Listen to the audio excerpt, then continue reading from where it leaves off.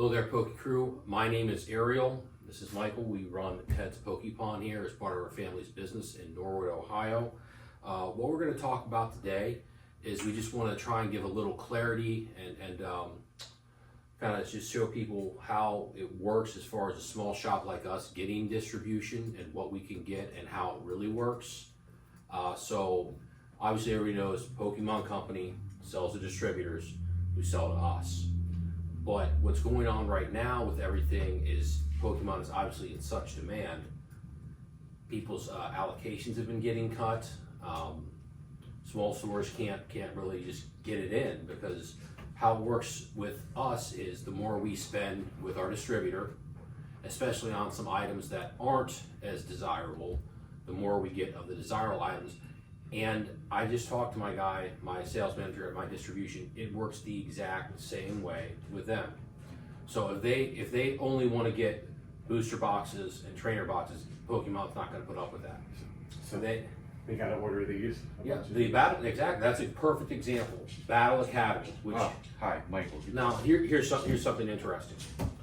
These on Pokemon Center are still $20. Yep. The exact same thing on Pokemon Center, $20. I have them for $10. So this is such a poor performing item that the distributor is able to give me a better price that I could sell them for half of MSRP. For those of you out there who thinks that we're just a scalper shop, where are you on this? But that's what. So now we're going to get sidetracked, right? Just kidding. Regardless of what you do in business, you're always going to have people that don't like what you do or don't like your prices. Regardless, we have a lot of really good customers that are repeat customers. Very much so. Yeah, and they understand. Very appreciative of those guys.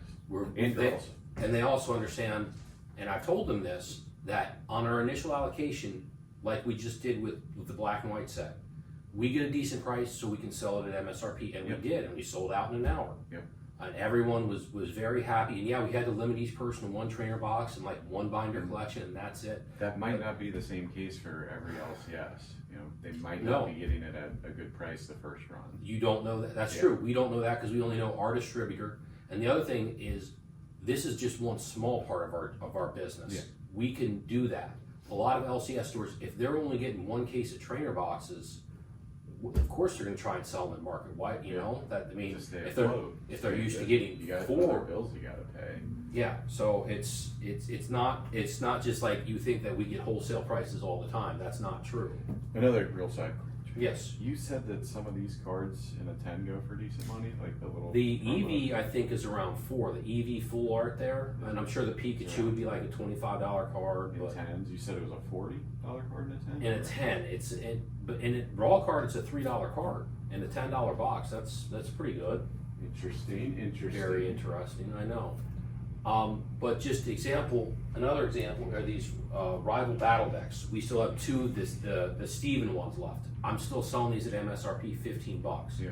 I'm sure someone will come in and grab them. The Marnie ones. The Marnie one went quick. Real quick. That was a good card, good promo card. That's how you need Put to the do graph up.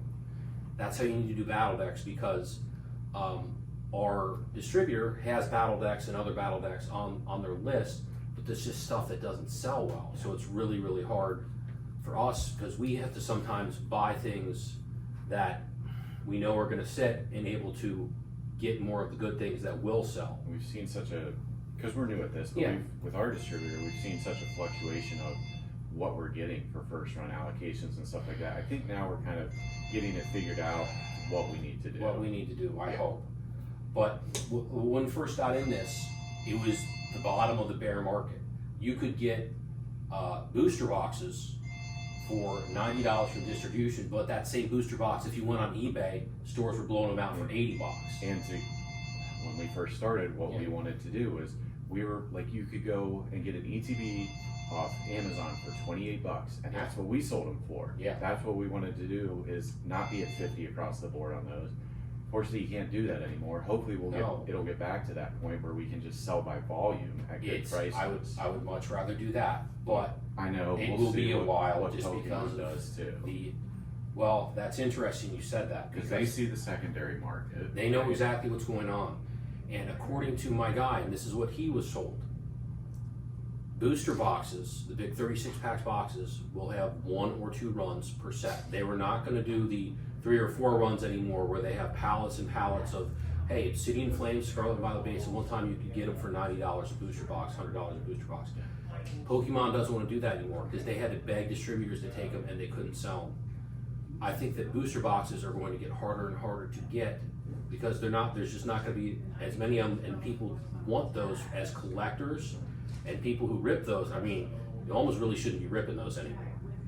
What they will do is they will flood the market with booster bundles, 3-pack blisters, and other ancillary products like special collection boxes that Pokemon probably makes a lot more profit on per pack than a booster box. Yeah. So I think that that's just the way it's going to be for the foreseeable future, because they don't want it to go back to where they just had overproduction and just too much stock just sitting around.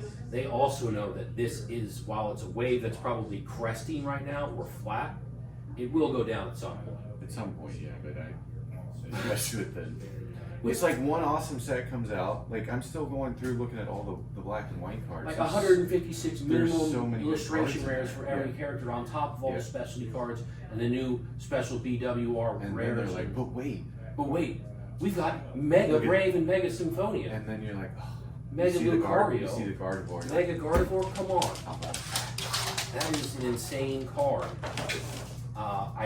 The hype train, I mean, they know what they're doing. It's not stopping anytime soon. Got our live action Pokemon here. That's right. Yeah, so far we've been having a pretty good month again. Are we done with like talking about that, or do you want We to touch well, on it? it'll still lead back into it, but the other things we have to do to survive leads right into this. What you're about to talk about. Well, yeah, single sales. They've been great. We've seen a lot of new faces just this week. Google searches have brought people in. A guy drove from way over on the west side, I think close to the Indiana border, and came in and bought a ton. Like, thank you again. And We had 2 people come in who were in town visiting Kings Island. They're from California, and they came in and bought some single cards and a box. It was, and according to them, we had one of the best shops they'd seen, and they'd been driving all over the country. But you never know. It's just All right. we got to keep getting better. 267 single cards so far this month. That's pretty good. Yeah, that's really good. And it's not just like one thing. It's vintage, modern, people just looking to complete their sets, and we've got like $1 card, $2 cards that they come in. So yeah. And the other thing is we've had a PSA order stuck in assembly for a week and a half now. Yeah, under quality check. Quality check. So we should have the grades back. We're still waiting to get that back. Guys, we're shooting a video. All right. We'll cut that out. Yeah, we don't have to cut that out. All right. Just try to get stuff done here. What else would you like to talk about this month? What other? You went like, what other trends are you seeing, or are you paying attention to, or? Not really trends that I'm looking for. It's I'm focused on the black and white set now. Wanting to, like the trash pail kids. I'll put the Trellish up there. Oh, nice. Actually, we'll have the drafts up right now. But there's so many sets in this black and white that you could get them graded like sequentially and try and. You talk about evolution sets? Yeah, evolution well, yeah, sets, everyone. That's cool. So if that's your thing, or a lot of collectors look for that. And I think because there are so many illustration rares now, the big ones are going to be expensive. But I think in general, most of the cards on the singles will probably end up being cheap because there's just going to be so many of them. That's what I'm looking for, and that will help to keep our cases filled. It will help keep our cases filled, because it's like we buy some cards, we put them out, they sell, and we're like, oh, we got a bunch of empty spaces, we got to fill them back in. Yeah. So, but the PSA order coming back will be big. We got to get more stuff on Marketplace. If you're an individual seller or even a business, Marketplace is really good. It's free too, and Pokemon listings on there get hundreds, if not thousands, of views per month. That's where the one PSA card we sold, guy saw it on Marketplace. He's from Arkansas. Can you ship this? I said, from our website, sent it to him. He bought it within 5 minutes of me sending him a link to our website. And you can pay PayPal for that. Marketplace is free. It is. Amazing. Any other stuff? Do you have any other questions about? Distribution, and I had a really long conversation. It was a good conversation. No, just see if you can slip him a 20 and get our allocation. It's good. You mean it's gonna take more than a 20? I don't think that that's gonna cut it as far as getting your allocation on. Gotta got a crisp, Chris Lincoln here for you. crisp $5 bill. No, that's not going to do it. But as far as our allocation, he did say he said there was a guy who got say we got 1 case of trainer boxes. There was a guy who was getting 5 cases of trainer boxes, but all he was doing was buying the new allocation stuff. He hasn't been buying off of their older list of stuff. Yeah. And so he got his cut down to 1 case for the next set. So you got to be careful of that. And one interesting thing, I mentioned this earlier, distributors also trade amongst themselves. Like our guy also has sports cards and other types of trading game cards. So they'll go to other distributors and be like, hey, we're low on this, but we have some of this. Do you want to, and they, just to keep, because, if you don't have something, you can't sell. So if they have extras of another type of product, they'll trade in between distributors. And they also do buyouts from old stock of, some of their customers or bigger card stores. You mean the same way that like LCSs could have helped each other out? Like, hey, I don't have this on my distributor. Do you have this on your distributor? Yeah. Yeah, that's true. But that's also how like weird products pop up. Like the Morpeko V Union boxes came up out of nowhere, and I had to snag them because they're going to be gone. Right. Crown Zenith is getting harder to find. And Crown Zenith, a booster pack, if you look on TCG Player, is $11 a booster pack. Did they make sleeves in those, or is it just No? It was specially said. I don't believe they had sleeves, so only that'd be main sets only. Yeah. So I'm like looking through trying to find weird things that maybe have packs in them. I don't know. Like we used to be able to do with tins. We were able to get tins that had like Silver Tempest and Lost Origin. Yeah.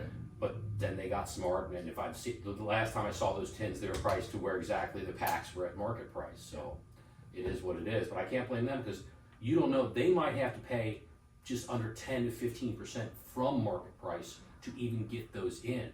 So they have to sell them at market price to even make money. Yeah. They're not getting them at Pokemon Company at like $2 a pack. That doesn't happen anymore. It's just sorry, not going to happen. But even with all that, you've done a good job of keeping the shelves stocked. Well, part of that is you were good enough to find a Japanese vendor for us. That's been huge. Our Japanese pack sales. She does a good job. She does a very good job of getting it to us and at a very fair price where we can resell it. It'll be interesting to see how much this now, up from 10%, 15% tariff, affects other people who sell Japanese cards just like us. Because that gets added to the cost. It just does. It's unfortunate, but it is, it's the reality of the world, whether it's Pokemon cards or car parts now. I'm not serious. It's an import tax you're going to have to pay. And that's just... The only thing that's gone down over the years are TVs. Televisions are the only item that has not been affected at all by inflation. They are cheaper than ever. The Walmart ONN, 32-inch TV is like $80 or less. Yeah. I remember when 32-inch TVs were $300 to $400 because we would do loans of $100 to $200 on them. That's because you're old. I am old. That's true. But if anyone wants to stop and store this week, we've still got a few Surging Sparks bundle boosters left, some Twilight Masquerade booster bundles left. Drop a comment. What's your favorite evolutionary set from the black and white that just came out? Maybe we'll do a video on that too. Got a lot of favorites. A lot of cards that won't. Another thing I'm looking for. I'm hoping they get back some black and white, and I don't know what I'm gonna have to pay to get them in, but I know I'll probably have to pay above MSRP, and so be it. It is what it is. Right. Okay. All right. Well, anyways, yeah. Thank you.